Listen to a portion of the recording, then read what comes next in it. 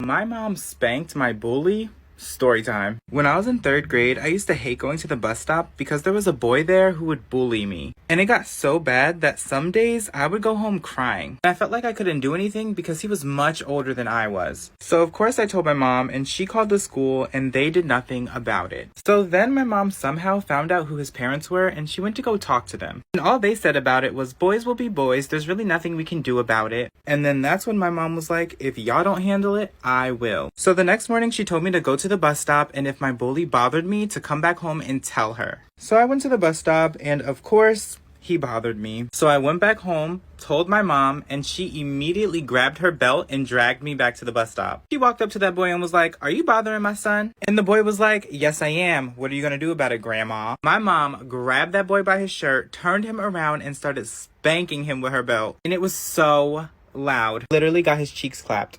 Storytime PT1. I had been knowing this girl since middle school. She sent me $40 deposit for her and her friend. She told me she was gonna bring her own rhinestones, so for me to give her a discount. I didn't think nothing of it, so I agreed. They came in the next day, and she asked for extra stones, but the small beads that go around the stone. I started putting them on each nail around each stone. She then starts being picky, telling me to move them after they had dried in place. I was being nice and following what she wanted. I ended up taking 3 hours on her nails. When it came down to paying, her total was $65 without the $20 deposit. It was $45. She told me she only had $40 cash and that she was going to send the rest when... Story time about why I beat up my best friend. So a little background information. Her and I had been best friends since we were in 7th grade.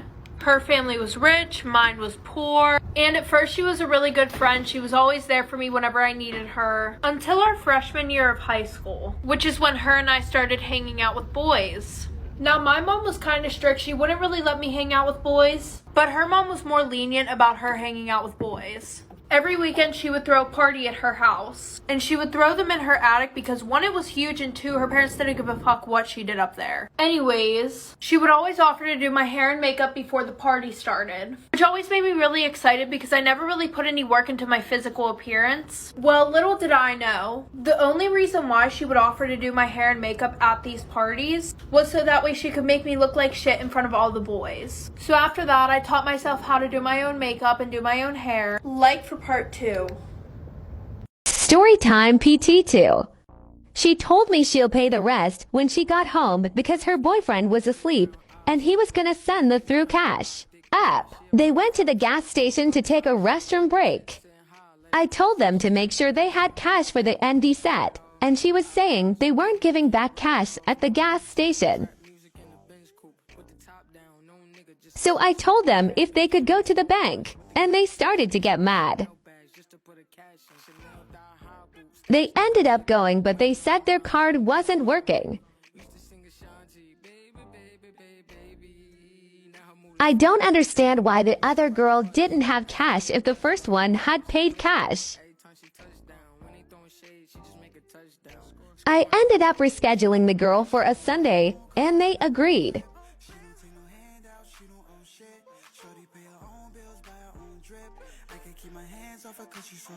Story time about how I crashed my dad's really expensive car. So a little background information. My mom had just got remarried to my stepdad 3 years ago, and he was this rich asshole who owned a bunch of food trucks and thought he was the shit. Well, at the time I also had a boyfriend, and we had only been dating for like a month and a half. My boyfriend would always beg me to let him drive my stepdad's car, and I always said no because that was like his child. Like, he had children.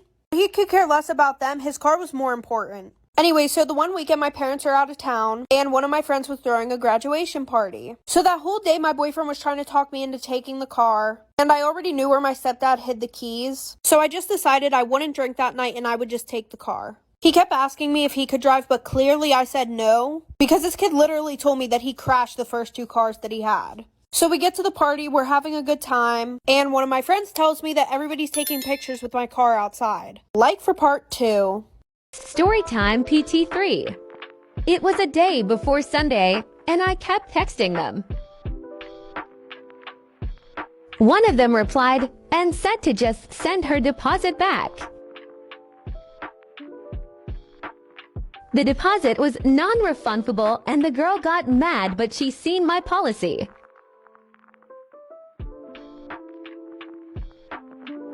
I ended up telling them she didn't have to pay the rest anymore to forget it.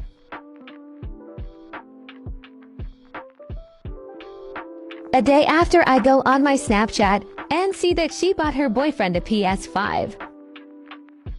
A whole PS5, y'all. They were just trying to mess with my time and money, but never again.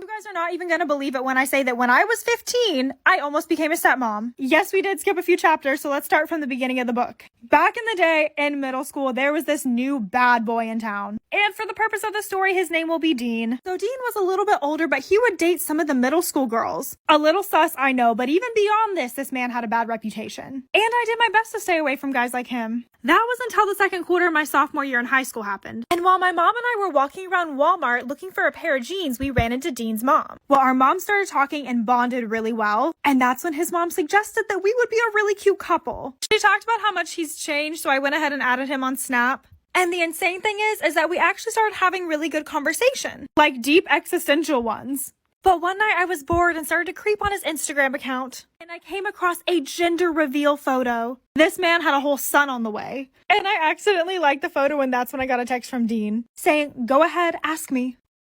Girls, tell me about a time where your quick thinking probably saved your life. I'll go first.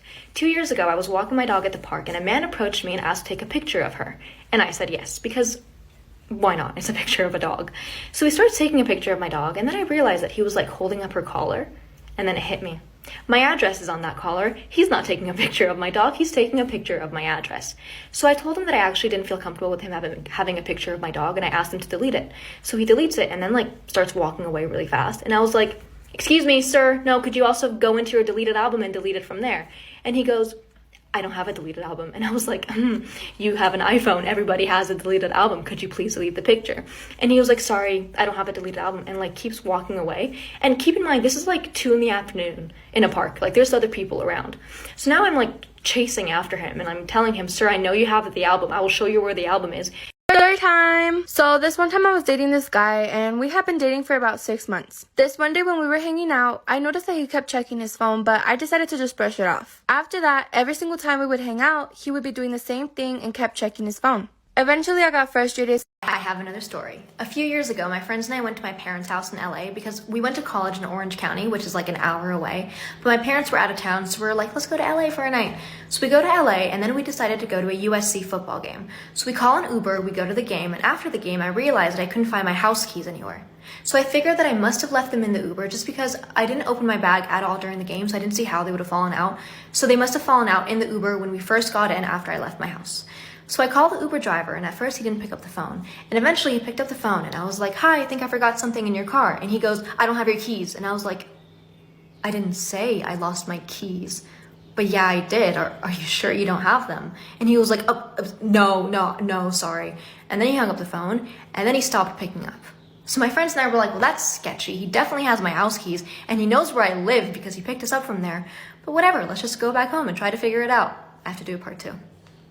Part 2. So we go back to my parents' house and we go inside through the garage because I had a code you could do to go in, and everything inside the house seemed normal. Like it didn't seem like anyone broke in. So we were like, okay, that's a good sign. But I was like, I'm still gonna put the house alarm on just in case while we sleep. So I put the alarm on, we go and get ready for bed, and as we're getting ready for bed, the alarms trip. So we were like, he's here. He has my house keys. He knows where I live. The Uber guy is here. So we're all freaking out. And then my friend goes, "Hello?" And we were like, no, why would you do that? They do that in movies and then they die. Now he knows where we're located. So we're mad at my friend. We're crying. The alarms are still going off. There's probably a man downstairs with a knife. And eventually the alarm company calls my phone and they're like, "Hi, your alarms are going off and you still haven't turned them off. Do you want us to send someone?" And I was like, "Yes, please send someone. I think there's an intruder in the house." So they sent the cops. The cops did a sweep. They didn't find anyone. They said that the alarms probably scared them off, so we're probably fine. Anyway, that's the end of the story. We're too scared to sleep there that night, so we drove back to Orange County, and yay for alarm. Story time.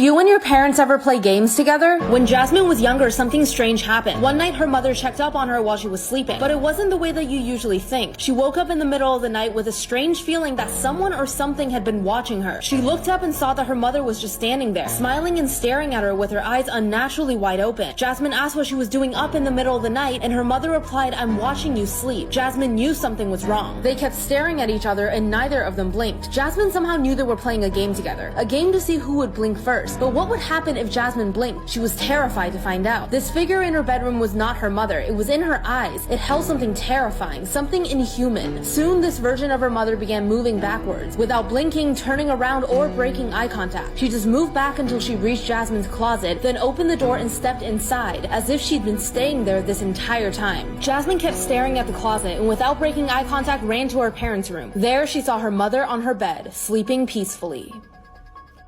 Part 2 of how my mom was putting my dad's ashes in me and my brother's dinner. Continuing on with the story, after I see her literally pouring my dad's ashes into our mashed potatoes, and I mean, this lady literally sees me staring at her pouring the ashes into our mashed potatoes, and she doesn't even say anything.